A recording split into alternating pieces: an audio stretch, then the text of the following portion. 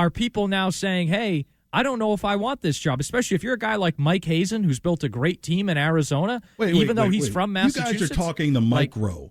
The macro of it is this ownership group has the ability at scale to manage the team back into success. If you want to look at something in their portfolio, look what's happened in Liverpool. People were screaming at Liverpool. We want the Henrys gone. Where's Liverpool right now? Number 3 in the table. So, and that's a bigger scale situation than the Red Sox. And we've seen, I think there is a lack of trust right now in ownership to stick with a plan and back executives when times get tough. Well, I'll play the other side of this. Here's why you can trust ownership. What was the first thing they addressed? Theo Epstein.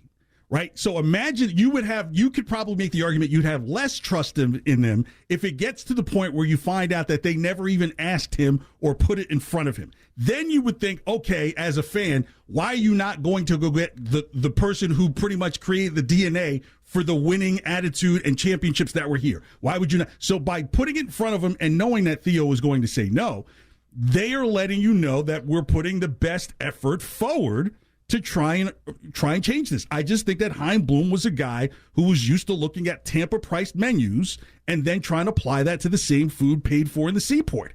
The ownership group has the scale. I know people are some in their feelings because they own the Penguins now, and they've got Liverpool overseas, and they do F1 racing. What about the Red Sox? What they have the scale for? That's why I think it's absolutely crazy when people say, well, they should sell the team. I'm thinking, like, do you have $12 billion? This team is being set up to be an international team.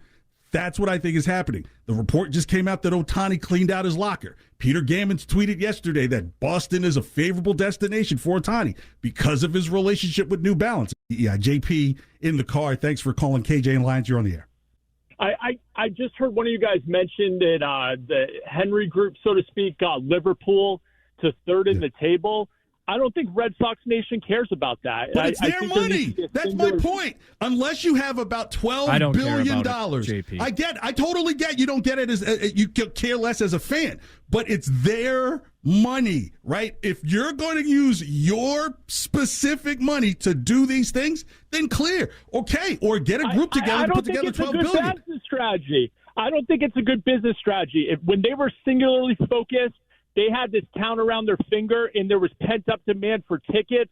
The Patriots have that now. The Patriots have that because they've won for 20 years. I do wonder, is there a point, right, to JP's point here, but also KJ, that when you're focused on the Penguins and you're focused on Liverpool, is there a point where that detracts attention from the Red Sox? Oh, so people should just have one child? I didn't say that.